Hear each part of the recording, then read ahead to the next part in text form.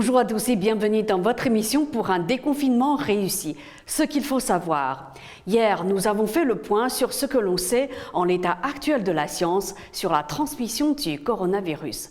Aujourd'hui, voyons ensemble ce que l'on ignore encore sur la transmission du coronavirus.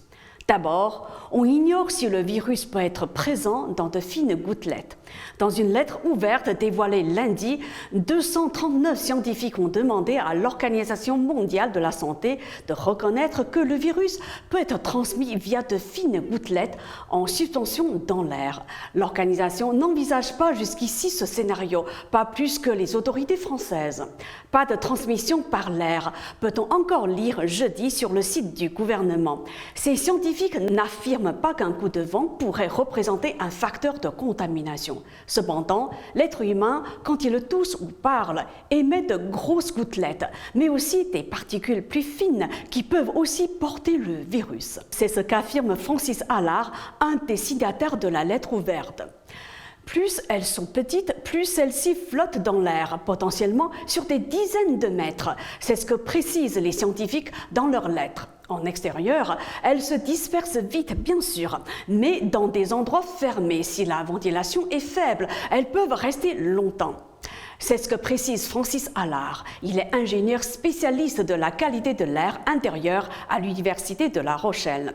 Une étude américaine en laboratoire publiée en avril a estimé à 3 heures la durée de vie du nouveau coronavirus à l'état de particules dans l'air. Il a également été retrouvé dans l'air de chambres d'hôpital en Chine, comme l'avait rapporté le New York Times en avril. Est-ce que ces fines gouttelettes suffisent à contaminer ?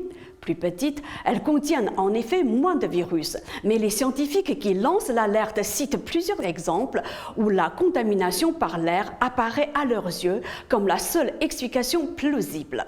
Le cas d'un restaurant en Chine où un malade a contaminé d'autres convives assis à des tables éloignées a été étudié par des chercheurs chinois dans un article qui n'a néanmoins pas fait l'objet d'une relecture scientifique par une revue. C'est une hypothèse intéressante parce qu'elle correspond à la réalité de l'épidémie, estime Anne-Claude Crémieux, infectiologue.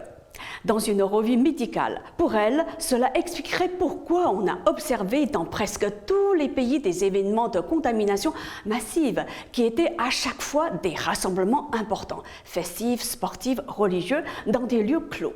Pour sa part, Pascal Crépé, épidémiologiste, déclare « Ce n'est pas parce qu'on trouve quelques cas qu'on prouve une vérité générale.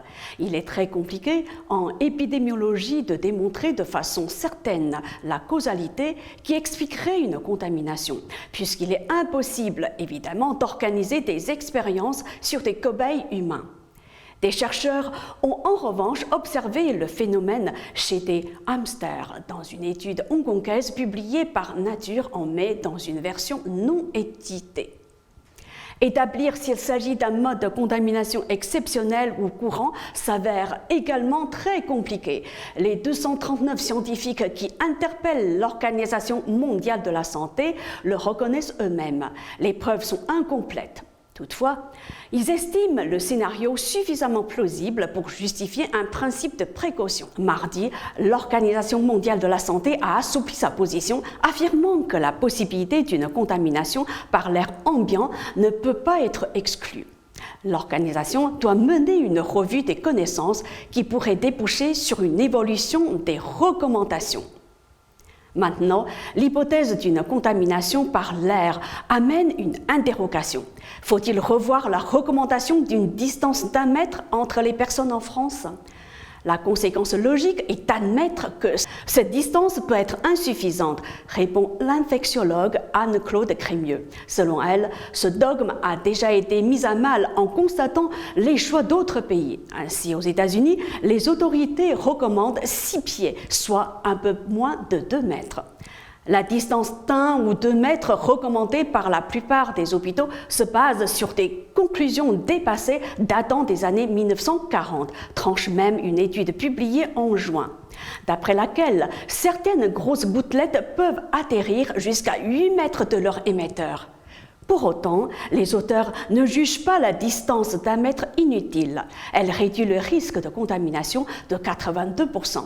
Reste que la protection est encore plus efficace quand on s'éloigne d'un mètre supplémentaire, au moins jusqu'à 3 mètres, affirment les chercheurs. En somme, quel que soit le chiffre choisi par les autorités, il s'agit toujours d'un indicateur. Les principales certitudes sont qu'un mètre constitue un minimum et qu'une plus grande distance n'offre que des bénéfices. C'est la fin de cette émission. Merci à vous de l'avoir suivi. À demain.